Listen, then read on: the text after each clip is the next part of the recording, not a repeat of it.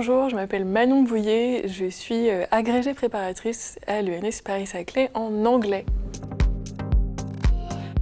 Depuis très jeune, j'avais un intérêt pour les matières littéraires et les langues en particulier, qui a été renforcé par un semestre que j'ai passé au Canada lorsque j'étais au lycée. Je fais de l'anglais de spécialité, donc je m'intéresse à l'anglais utilisé par les spécialistes d'autres disciplines et dans mon cas, je m'intéresse à la communication entre les institutions juridiques et le grand public en anglais et en français. Alors moi j'ai été étudiante à l'ENS Paris-Saclay, je suis entrée en 2012. En 2016, j'ai obtenu l'agrégation d'anglais. J'ai terminé mon master en 2017, puis j'ai fait une thèse que j'ai soutenue en 2022. Et j'enseigne comme agrégée préparatrice à l'ENS Paris-Saclay depuis 2020. Great people, fun, great learning environment.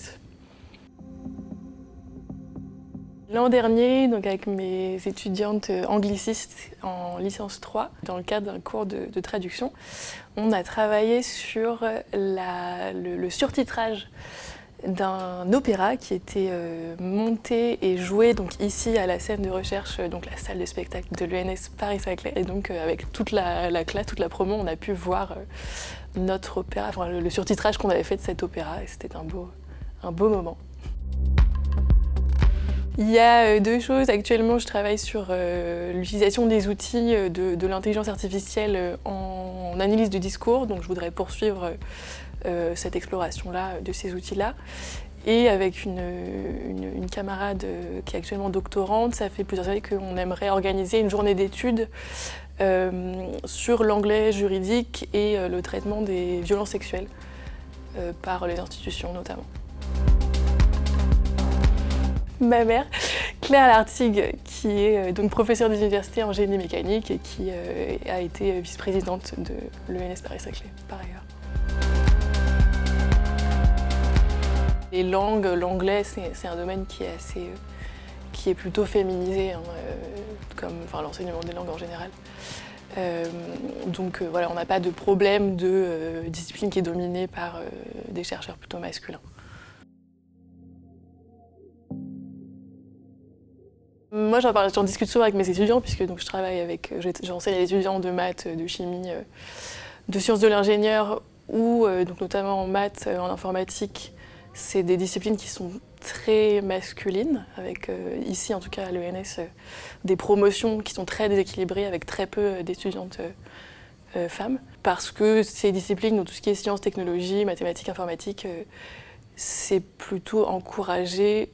Enfin, c'est plutôt des garçons qui vont être encouragés à se diriger vers ces disciplines-là. Ça se passe assez jeune, hein, dès le lycée, je pense. Donc, à mon avis, la différence, elle se fait là.